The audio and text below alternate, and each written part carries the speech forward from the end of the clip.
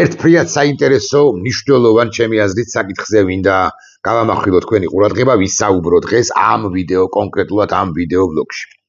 ეს არის ჩვენი ქვეყანა ჩაჭაობებული, ჩაძირული, ჩაფლული კორუფციაში ელიტურში, არა, სხვა დონეებზეც არის რასაკვირველია კორუფცია, მაგრამ აი ელიტური კორუფცია კიდევ უფრო მძიმეა და კიდევ უფრო ცუდია ჩვენი ქვეყნისათვის. ოღონდ თქვენი სნებართვით მე საუბარს მონოლოგს დავიწყებ ორ ან სამ პირზე საუბრის ამ სამ პირის ხსენებით, რომლებიც არ არიან კორუმპირებულნი და არ არიან ამ მთავრობაში, ოღონდ ამასაც ხაზგასმით ვამბობ. არც ერთ მათგანთან შემეძლო ცხადია, ამეღო ტელეფონი და მე გადამეთქვა, რომ აი შენ ეხლა გახსენებ დადებით კონტექსტში. შენზე ვისაუბრებ როგორც პატიოსან კაცზე. მაგრამ მე ეს არ გამიკეთებია. ან რა საჭიროა საბოლოო ჯამში მაქვს უფლება, რომ ნებისმიერზე, მათ შორის ჩემს ახლობლებზე, მეგობრებზე ვისაუბრო ხმამაღლა, ვისაუბრო პოზიტიურ ჭრილში, რასაკვირველია. ნეგატიურ ჭრილშიც საუბრის უფლებაც მაქვს, რასაკვირველია, მაგრამ აი ვისაც ვახსენებ ახლა, ხო? მათი კრიტიკა წარმოუდგენელია, საერთოდაც ჩემი მოსაზრებით, მაგრამ ამ ხრივ მით უმეტეს და მით უფრო. აი ვახსენებ მაგალითად თავდაცვის ყოფილ მინისტრს მიხეილ სააკაშვილის პერიოდში ცოტა ხნით თავდაცვის ყოფილ მინისტრს დავით სიხარულიძეს. დათო სიხარულიძე ცხოვრობს ვაკეში, ოჯახთან ერთად. დათო სიხარულიძე არის პირველ ყოვლისა მინდა ასე წარმოგიდგინოთ ის არის არჩეული ოჯახის შვილი, რასაკვირველია, მაგრამ ის არის მისი მამა ვოვა სიხარულიძე იყო დისიდენტი კაცი. პატარა კაცი კი არ იყო, დისიდენტი, საბჭოთა კავშირთან მებრძოლი კაცი იყო. დათო სიხარულიძე თავად ხო ძალიან მასშტაბური კაცია, მაგრამ ვოვა სიხარულიძე იყო ასევე ძალიან მასშტაბური კაცი, მეგობარი ზვიად გამსახურდიასი და მერაბ კოსტავასი. ვოვა სიხარულიძე 8 წელი ესე შემიძლია თქვა, ვოვა სიხარულიძის ხო მნიშვნელობა ჩვენი საზოგადოებისათვის კიდევ არ არის ბოლომდე კარგად ცნობილი. ვოვა სიხარულიძე და კიდე სხვა დისიდენტებისა ჩვენ რამდენიმე ვიცით, აი 50-იანი წლებიდან, 70-იანი წლებიდან, 80-იანი წლებიდან, მაგრამ აი ყველას ფართო საზოგადოება არ იცნობს და ვოვა სიხარულიძე იყო ერთ-ერთი გამორჩეული დისიდენტთაგანი და აბა სხვა როგორი უნდა გამოსულიყო მისი შვილი დათო სიხარულიძე. ხო და დათო სიხარულიძეს თავდაცვის მინისტრობის დროს რასაკვირველია ჰქონდა არაცდუნება, ეს ძალიან მნიშვნელოვანია. ანამედ შესაძლებლობა, რომ გამხდარიყო უფრო მდიდარი, შეძლებული კაცი ის პერიოდი გამოეყენებიდა, რა პერიოდიც იყო ის თავდაცვის მინისტრის თანამდებობაზე და როდის ვიხდი ამ სიტყვისთვის წაეთქვლიფა. აი ყოველი დამატებითი 30, 50, 100,000, 200,000 დოლარი ყოფილიყო მისი ირიბი ან მარცხენა შემოსავალი. მაგრამ ამ კაცმა დავით სიხარულიძემ ეს, მოდი ასე ვიტყვი, შესაძლებლობა ჰქონდა, მეთქი, მაგრამ ცდუნება არ ჰქონია და დავით სიხარულიძე რითიც მივიდა თავდაცვის უწყებაში, ისე წამოვიდა თავდაცვის უწყებიდან. და კარგიც ქნა. აკი ამიტომაც არის ის მისაბაძი კაცი, მისაბაძი საჯარო პირი, მისაბაძი მინისტრი, მინისტრად ყოფილი. სხვებზეც თქვა. დათო თუ იყო მიშა სააკაშვილის პირობებში თავდაცვის მინისტრი, აი ჩემი მეგობარი ტკივილიანი კაცი ალექსი ბუკა პეტრიაშვილი ამ ხელისუფლების პირობებში იყო სახელმწიფო მინისტრი. როგორ გონიათ მას, როგორც სახელმწიფო მინისტრს არ ჰქონდა შესაძლებლობა, რომ გამხდარიყო უფრო შემოსავლიანი კაცი, მაგრამ ბუკა პეტრიაშვილი როგორც მივიდა თანამდებობაზე, ისე წამოვიდა თანამდებობიდან, ამას არ ჰქონდა და არ აქვს ზედმეტი უხეშად ვიტყვი ცხადია, მე რა ვიცი ხან ბუკას ან დათოს შემოსავლების თაობაზე, მაგრამ ზედმეტი ან მეტი, ასე ვიტყვით უგნებავთ $1000 კი. $500 კი. ამას ვამბობ თეა წულუკიანს უყვარს და ყოველ შემთხვევაში ამის თქმა როგორც სვან ქალს სვანეთიდან ცეცხლზე დავდებ ხელს, ანუ მთელი პასუხისგებლობით ვამბობ და მე ცეცხლზე დავდებ ხელს და ასია ეს. ნამდვილად ასია ეს. სხვების ხსენება შეიძლება, კარგი, სხვა თემაზე გადავიდეთ ერთ დროს. დათოს და ბუკას ჩემი პატივისცემა, სხვებსაც რა საკვირველია, ეხლა რომ დავიწყო და ახლობით 50 კაცს მაინც დავასახელებ ამ ხელისუფლების საწყისი პერიოდიდან და წინა ხელისუფლებიდანაც, რომლებმაც პატიოსად განვლეს ეს თანამდებობაზე ყოფნის ან პოზიციაზე ყოფნის პერიოდი, ზოგი დეპუტატი იყო, ზოგი მინისტრი იყო, ზოგი მინისტრის მოადგილე იყო, თანამდებობის პირი იყო, შესაძლებლობა ჰქონდათ და მართლა 50-ვე კი არ არის ჩემი მეგობარი, ხა მე 2 მეგობარი ვახსენე, მაგრამ არიან იყვნენ, რომლებიც პარალელურად იყვნენ და არიან. პარალელურად კითხულობდნენ ლექციებს, საიმისოდ რომ მათ რაღაც დამატებითი შემოსავალი ჰქონდათ. აი, რაღაცა ვახსენე და რაღაცა გამახსენდა უბრალოდ. გიორგი ბუჩაიძეს თაობაზე ხსმენიათ რამე, ის თავდაცვის მინისტრის მოადგილე იყო ერთი ხანობა. ახლა გარდა იმისა, რომ ის ცოდნე კაცია ნატო ევროკავშირისა ნატოსი განსაკუთრებით, ხო? გიორგი მეღვინეობითაც არის დაკავებული, თავის ჭაპანს ეწევა. შეეძლო თუ არა გიორგის რომ დამატებითი რაღაც 50,480 ან 180,760 დოლარი ჰქონოდა, ალბათ შესაძლებლობა ჰქონდა, მაგრამ ცდუნება, ხელწაცდენის ცდელობა მას არ ჰქონია. იმ ხანად იყო მიშას დროს, ამ ხანადაც იყვნენ ბევრი. ეხლა სხვანაირად დავსვავ საკითხს და სხვანაირად ვიკითხავ. რომ გამოხდეს ხანი 42 წლის გახლა ვართ. გამოხდეს ხანი და აი მაგალითად მომავალმა რომელიმე ხელისუფლება, იმიტომ რომ ამ ხელისუფლება წოდებული ბანდის პირობებში ამის არც სურვილი მაქვს, არც მათ აქვს სურვილი, არც ცდუნება მაქვს, არც შესაძლებლობა მაქვს, არც შანსი არ არის და მოკლედ თავარი არის რომ მე არავით არის სურვილი არ მაქვს ამ კოლაბორანტებთან არანაირი თანამშრომლობისა, მაგრამ გამოხდა ხანი 2028 წელია რომელიმე და მე ვიცნობ ამინდა თქვა რომ 80%-ს მეთქი, მაგრამ 50%-ს ნამდვილად ვიცნობ აი ამ პირებისა, რომლებიც არიან ახლა პოლიტიკურ სპექტრში, ნებისმიერი პარტიიდან, კახარიას პარტიიდან, ლელო ძლიერი საქართველოსდან, ფედერალისტებიდან, ნაციონალური მოძრაობიდან, ახალიდან, დროადან, გირჩიდან, კიდე რა ვიცი, ვინ დავასახელო, ხო, რაცები ვთქვი, მოკლედ, ვინც არის, ყველას ვიცნობ. ლეიბორისტებსაც ვიცნობ. გამოხდა ხანი და რომელიმე მათგანმა მე არ ვაპირებ ოღონდ წინასწარ ვამბობ რომ არ ვიქნები თანახმა ყაბულ რომ რომელიმე მათგანმა შეუმთავაზა ტაბლო მე ხო ტაბლოს მეძახიან ტაბლო მოდი რა ჩვენ სიაში იყავი მე 18 და მოხდა ისე რომ და დავთარხდით თქვა და მოხდა ისე რომ ამათმა გაიყვანეს რომელიმე პარტიამ გაიყვანა 19 დეპუტატი ოღონდ არ ვაპირებ ამ თავითვე გეუბნებით წარმოუდგენელი ამბავია მაგრამ მაინც 19 დეპუტატი გაიყვანა და აი მე 18-ს შესაბამისად გავიდა საკანონმდებლო ორგანოში და მე გავხდი ისინაც მიყვარს პიჯაკები, გულახდილად გეტყვით, მაგრამ აი პიჯაკებიანი გალსტუკი არ მკეთებია ორჯერ მეკეთა ცხოვრებაში. გალსტუხიანი ესა დეპუტატი. ხო. და ცდუნება, იმიტომ რომ დებოდესაც დეპუტატი ხარ, როცა მინისტრის მოადგილე ხარ, დეპარტამენტის თავმჯდომარე ხარ, მინისტრი ხარ, მერი ხარ, ნავი საკრებულოს წარმომადგენელი ხარ და ასე შემდეგ, ცდუნება შესაძლებლობა გაქვს და აი შესაძლებლობა გამიჩნდა, ცდუნება კი არა, შესაძლებლობა გამიჩნდა. მე გეტყვით, რომ დეპუტატი ვიქნები მომავალში, თუ არ ვიქნები, ალბათ არ ვიქნები. იმედი მაქვს, რომ არ ვიქნები. მინისტრი ვიქნები თუ არა, იმედი მაქვს, რომ არ ვიქნები. სულ მინდა რომ კრიტიკოსი ვიყო ნებისმიერი ხელისუფლებისა. ხო. არ დავიღალო ოღონდ რა. არა ესენი მომაცილებინა და ხმას არ ამოვიღებ ტელევიზიიდან ბევრ საკითხზე, მაგრამ აი გენერალურ საკითხებზე კი ჩავიციკლები ხოლმე, მოგვაცილებინა. ისა რაღაც მინისტრი გავხდე, მინისტრის მოადგილე, დეპუტატი, რა ვიცი, რაღაცა ტელევიზიის ხელმძღვანელი, ხო შეიძლება დამნიშნოს. საზოგადოებრივი მაუწყებლობის დირექტორის თანამდებობა არის ვაკანტური შემოიტანეთ თქვენი კანდიდატურა განიხილა ბორდმა, რაღაცა ასე შემდეგ მე რა დამამტკიცეს. ხო თქვათ, ცდუნება, შესაძლებლობა, კვლავ ვიმეორებ, რომ საზოგადოებრივი მაუწყებლის გენერალური დირექტორის თანამდებობაზე მყოფს ნებისმიერს კონდეს მეტი და მეტი მარცხენა ირიბის შემოსავალი არის დიდი, მაგრამ ამბავიც ის არის, რომ როგორც შევალ წარიელა ესე რომ ამბობენ, ხო, ღატაკი, ხო? იმ ხელფასით რა ხელფასიც მექნება და არ არის პატარა ხელფასი, მაუწყებლის დირექტორის ხელფასი, ან დეპუტატის ხელფასი, ან მინისტრის ხელფასი, ხო? იმ ხელფასით გამოვალ შეიძლება შევიზინო დამატებით 100 პირობითად ლაპარაკობ ოჯახისათვის, ხო?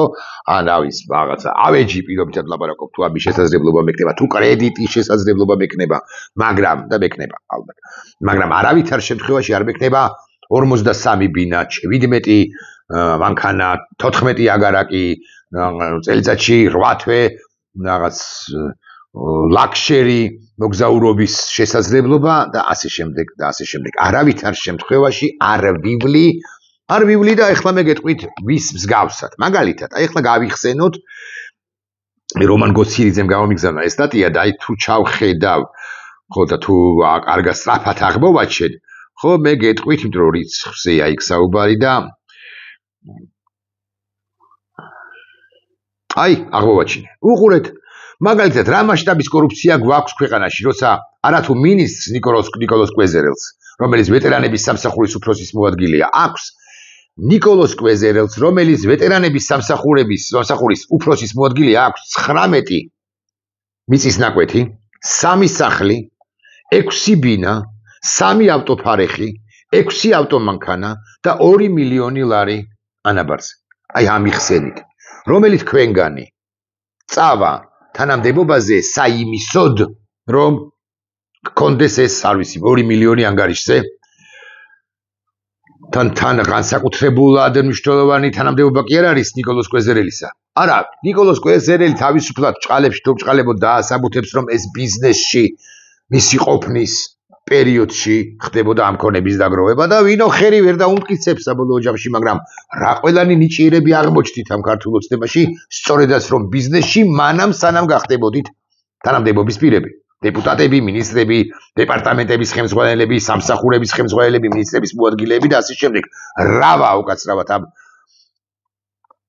ამ კუთხური სიტყვის გამოყენებისთვის, ხო, კუთხიური ენის გამოყენებისთვის, რავა ყველა ესეთი ჩვენი მასშტაბებით ბილ გეიტსები ხართ. და იმ ხანად როცა მოხვდებით ხოლმე თანამდებობაზე, დეპუტატად ასე მაგალითად, მე თავისუფლად ასაბუთებთ, რომ აი ეს ჩემი მეუღლის ქონება, მას შესანიშნავი ბიზნესი ქონდა. კარგით, გავიგე. მთელი ცხოვრება არ ვიცი რამდენად სწორია, მაგრამ კარგი ხანია, გელაძე, გეკა. ხო მინისტრი, შუს. ფლობს 7 მილიონი არის თანამდებობაზე. კი არა, რაღაც პოლიციაში, შინაგან საქმეთა სამინისტროში მთელი ცხოვრებაა, ხო, დიდი ხანია.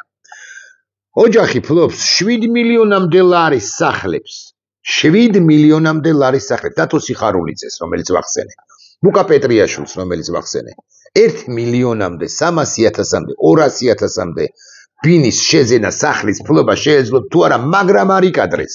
მე არ ვამბობ, რომ მიხეილ სააკაშვილის ხელისუფლებაში უკვლებლივ ყველა იყო უმციკლო. რა საკვირველია არა. მე არ ვამბობ, რომ უკვლებლივ ყველა უმციკლო იყო არის მიხეილ სააკაშვილის შემდგომი მმართველის ბიზიდა ივანიშვილის ხელისუფლებაში. მაგრამ გიორგი მარგველაშვილს დუშეთში რომ ცხოვრობს ახლა და შეშასრობ ჩეხავს თავად, შეეძლო თუ არა პრეზიდენტი იყო კაცი, სალომე ზურაბიშვილს შეეძლო თუ არა, რომ დამატებით არ მიუტანდნენ ფულს, მიუცუნცულებდნენ, მაგრამ სალომე ზურაბიშვილი გააკრიტიკეთ რამდენიც გინდათ ერთის, მეორეც, მესამეც დათო სიხარულიძეს და მეოთხეც. ლუკა პეტრიაშვილის და კიდევ ჩამოვასახელებ 50 კაცრობო ვინდომო. გააკრიტიკეთ რამდენიც გინდათ, მაგრამ ეს შესაძლებლობა არ გამოუყენებიათ განსხვავებით გელაძისაგან, რომელსაც აქვს 7 მილიონამდე ლარის სახლები, ბინები, კომერციული ფართობები, მისი ცოლი 105,000 ევროიანი ავტომანქანით გზავრობს, გადაადგილდება, თავად მინისტრი 70,000 დოლარიანი. ეგ რა მაგის პასუხია, პარკი. ახლა კიდე უნდა განაახლო ავტოპარკი, ავტოფარეხი, ხო, ავტოპარკი უფრო სწორი ალბათ, მაინც. უნდა განაახლო, რა ვერ დადიხართ?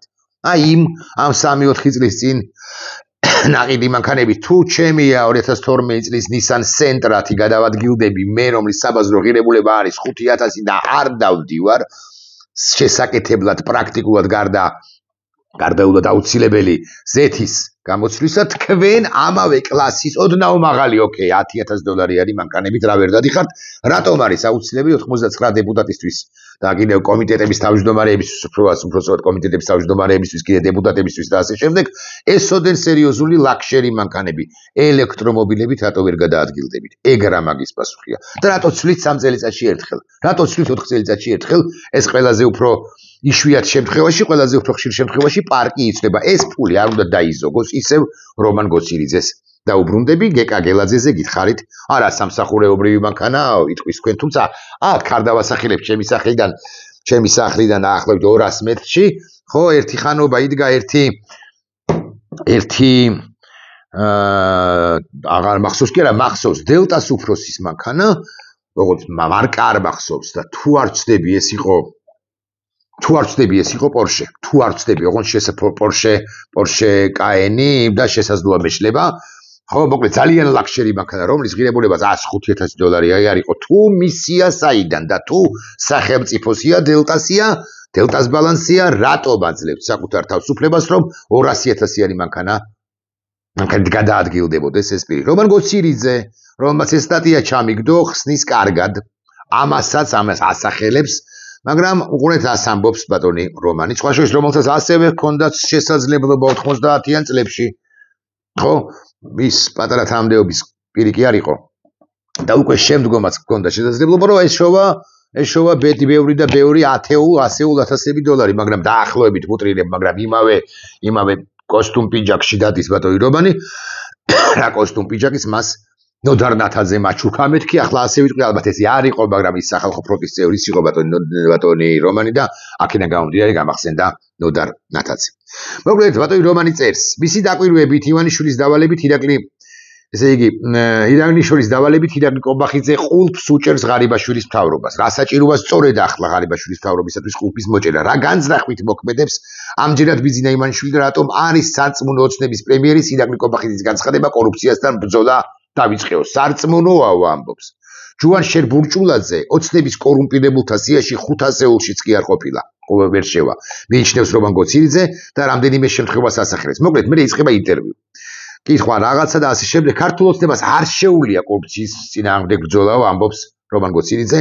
ეს არის კორუფციულ სისტემაზე აგებული თავად ხელისუფლება მაფიოზული პრინციპით, რომლის სათავეშიც დგას ბიზინა ივანიშვილი და ეს არის კორუფციის მთავარი წყარო. დიახ, ეს არ ნიშნავს იმას, რომ ბიზინა ივანიშვილმა მილიონი ჩაიჯიბა, მაგრამ კორუფცია მარტო ჩაჯიბება არ არის, კორუფცია არის სისტემის შექმნა, რომელიც შექმნა ბიზინა ივანიშვილმა და ბიზინა ივანიშვილმა შექმნა ამგვარი სისტემა.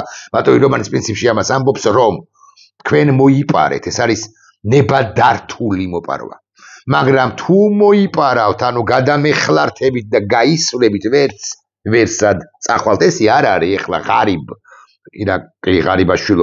კაცო, რომელიც გამდიდრდი მერე, რომ ახლა შენ გადიხარ იქიდან, იმ სისტემიდან უდრტვინველად გადიხარ, ყოველგვარი რაღაცა პრობლემების თავიდან აცილების მიზნით გადიხარ, ხო? რომელმა სისტემას შენ გამოგკვება, მე მოგეცი უფლება ცინცვლისაც არა, ესე ხაფვისა, ხო? და ეხლა უცებ ბრახ და წახვედი შენ პენსილვანიაში თუ არ ვწდები, მოკლედ შეერთებულ შტატებში შვილთან ერთად დაიხურე ქურდი, მე შენ აღარ გიშვებ, გაისვარე, ეგდები აქ.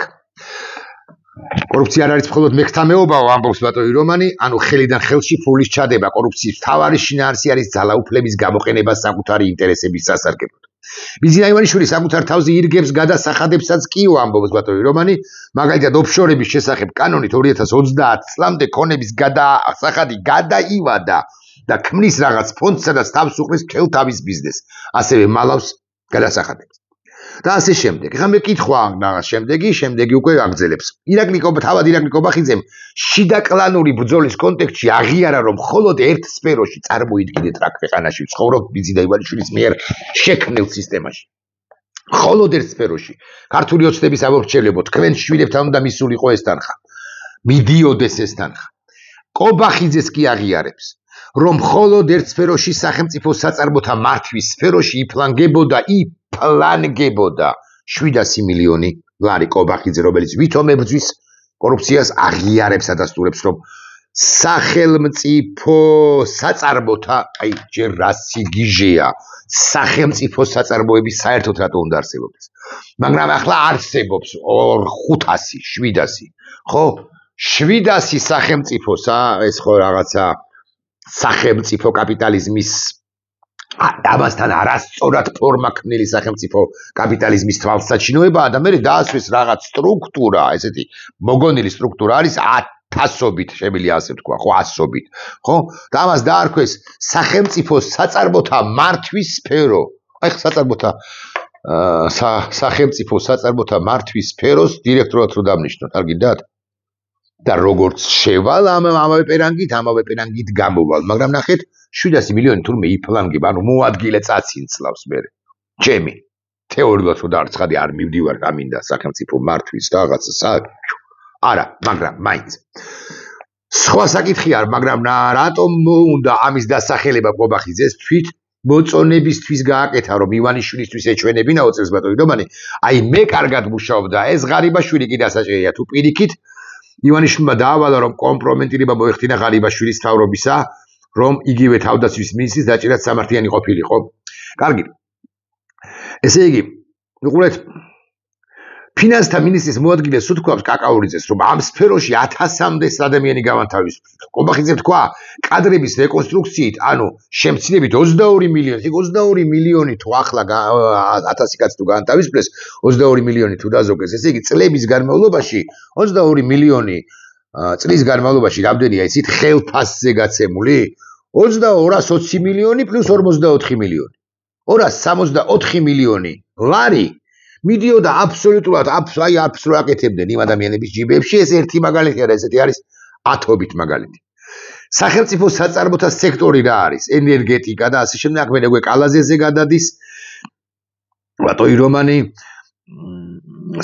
მაგალითად თბილისში მუნიციპალურ საკუთრებაში არსებულ სასურაო ვაუზე რაღაც ინსტრუქტორებად არიან გაფორმებული მომღერლები მიშას დროსაც ესე იყო თლად გულახდილებით თუ ვიყევით და გვიქნებით ნაწილობრივ მაინც, მაგრამ ამათ მაგ ამჯობესეს მიშას რეკორდები. ხო, მე მახსოვს ტელევიზიაში. საზოგადოებრივ მაუწყებელში. რომ იყო გაფორმებული რამდენიმე მსახიობ, აღიარე. მაგრამ ამათმა მომღერლები არიან სასურაო აუზზე. თითოეულს აქვს 3, 5, 4, ავისი 1000 ლარი ხელფასი.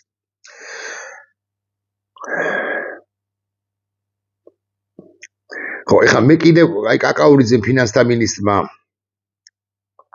ვაკის პარკის მაგალითს ასახელებს უბრალოდ ბატონი რომანი და მინდა რომ ჩავიდე იქამდე რა. თუ მოვახერხე თუ გამახსენდა, აი ეს არის. ერთ მაგალითს მოვიყვარ. ვაკის პარკის რეაბილიტაცია გამოაცხადა ბანდიტმა. ესე არ ამბობს ბატონი გოსილიძე, მაგრამ მაინც მე ვამატებ. ბანდიტმა მერმა კალაძე თბილისის მერიამ მოყვა.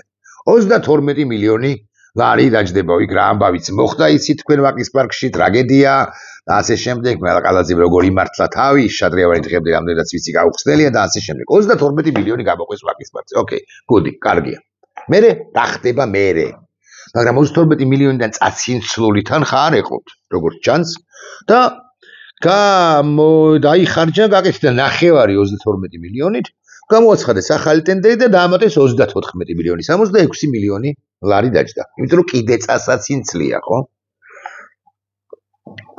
და დანარჩენი 34-ით უნდა გაკეთდეს ის რაც უნდა გაკეთებულიყო მთლიანად 32 მილიონით. კი მაგრამ ტენდერს რო აცხადა ის ხომ მთელ ვაკის პარკზეა გამოცხადებული. აქ დავყრი ქვიშას, იქ იქნება რაღაცა. ეს ის ვაკის პარკია, ეგ რა მაგის პასუხია, სადაც გარდა იმ ძველი ტრაგედიისა, რომელიც ჩადრევანში მოხდა, ხო? იცით თქვენ ელექტროსადენებთან იმართებაში და ძალიან ცუდი ამბავი მოხდა. აი ახლა ამ რამდენიმე ხნის წინ ვახოსანა იმას გაავრცელა ჩემმა კოლეგამ და მეგობრებმა კადრები, სადაც მისი შვილი თამაშობდა შორიახლოს და ხეუცებ ბრახტა მოწყდა და კალაძე ბანდიტმა გააკეთა ხო ნუ ხდებაო რა. ესეთი დაახლოებით ესეთი განცხადება, კომენტარი. ხრავს ეხლა თუ რამე კიდეს მივაგენი ხო? დაახლოებით 300 მილიონს იპარავეთ საჯარო სექტორში ამბობს ბატონი რომანი.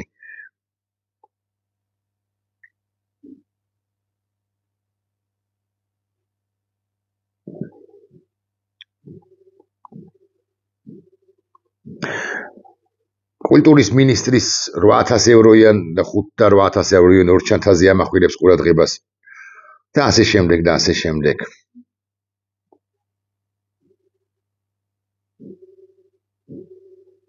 ნახეთ ხელვაჩაურის წყლის ყოფილი უფროსის დააკავა პროკურატურა. ბუღალტერმა კი მოსამართლეს უთხრა ფორმალურად ყავდა დასაქმებული ხალხი და ფულს ხელვაჩაურის მერს ტუალეტის კართან ვაბარებდით. ანუ ალბათ უტოვებდა დასაქმებულებს, გასაწყლებულებს ივანიშვილის მიერ. რიჟვაძის თვითმკვლელობაზე ეკითხებიან და მე 100% დარწმუნებული ვარ რომ თვითმკვლელობა სცადაო ბატონი რომანი ამბობს მე სიმართლე გითხრათ ამ ვერსიისკენ უფრო ვიხრები. ივანიშვილი არასოდეს არ აპატიებს ვინმეს 1 მილიარდი დოლარის დაკარგვის საფრთხის წინაშე დადგობას, როცა კინაღამ გაეპარა შვეიცარიაში ბაჩიაშვილი 1 მილიარდი. ბაჩიაშვილმაც შეცდომა დაუშვა, რა დემოკრატიულ ქვეყანაში წავიდა და ასე შემდეგ და ასე შემდეგ. მოკლედ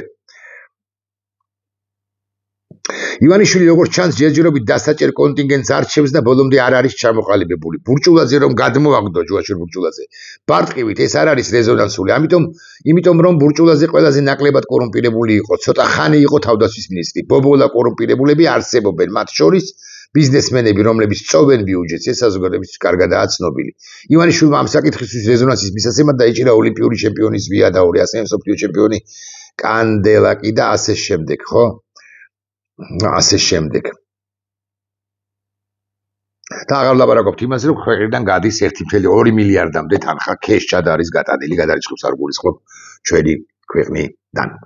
მიზნა ივანიშვილი კორუფციაში ახრჩობს ამ ქვეყანას. აი ამასაც მიაქციეთ ყურადღება და კორუმპირებული დამოუკიდებლად იმისა კობახიძე როგორ იტრაბახებს გარკვეული პერიოდის შემდეგ, რომ აი ამ რეიტინგში დაწინაურდა საქართველოს და ეხლა მე-18 კი არა მე-14-ეაო პირობითად ლაპარაკობ, ცხადია, ხო? დამოუკიდებლად იმისა, რა სიტყვია საქართველოზე როგორც ვითომ კორუფციასთან მებრძოლ ქვეყანაზე, რომელიც რეალურად ქმნის ახალ ელიტებს და ეს ელიტები რასაკვირველია იქნებიან ისევ და ისევ შემოკრებილნი ივანიშვილის გარშემო, ოღონდ კობახიძეც შესაძლოა ნაკლებ მადიანი ვიდრე ღარიბაშვილი, მაგრამ იქნება ამ ელიტებში, რომელიც ეს კობახიძე რასაკვირველია თავის წილს, არა ღარიბაშვილის ოდენობას, მაგრამ მაინც ხო დაღაფავს და ეს არის ბოლო რაც მის თქმაც მინდოდა, თუმცა ბოლოს წინა უფრო ზუსტი რო გითხრათ, ეხლა ერთ ფოტოზე მიგაქცევინებთ ყურადღებას, იმიტომ რომ ჩამოვწერე, რამდენადაც მახსოვს და სწორედ მახსოვს. ეხლავე ჩამომიწერია. მოდიში არა უშავს, ჩამოვწერით, რომ მახსოვს ვინც ვინც მომაწოდა.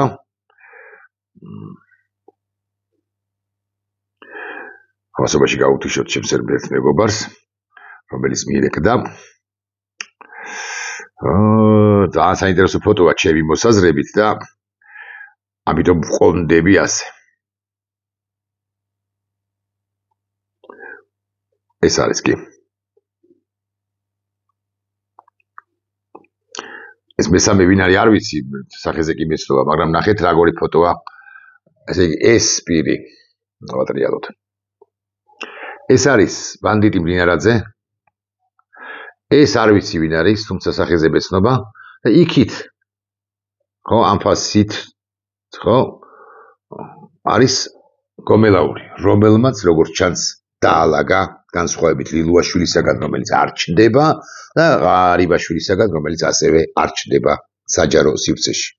კორუფციამ შეხრა ეს ქვეყანა, კორუმპირებულებს რადალებს როგორც ამ თავრობის აწუკე ყოფილებსა და დღევანდელებში ადამიანებს, რომლებიც ყველაფერს აკეთებენ იმისთვის, რომ პირველი გამდიდნენ, მეორე რუსეთის ინტერესები შეასრულონ, მესამე საქართველოს რუსულ სივრცეში გადააგდონ და მეოთხე ხელისუფლება ძალაუფლება არ დათმონ, მაგრამ მოუწევთ. სათაური კი იქნება ჩემი მოსაზრებით ყოველ შემთხვევაში ახლა ფიქრობ ამაზე, ბიძინა ივანიშვილის ნებადართული მაფიური ფიოზური კორუფცია მძიმე, რომელიც GVXR ამდენი თანხმოვანია GVXR AVS. ნახვამდის.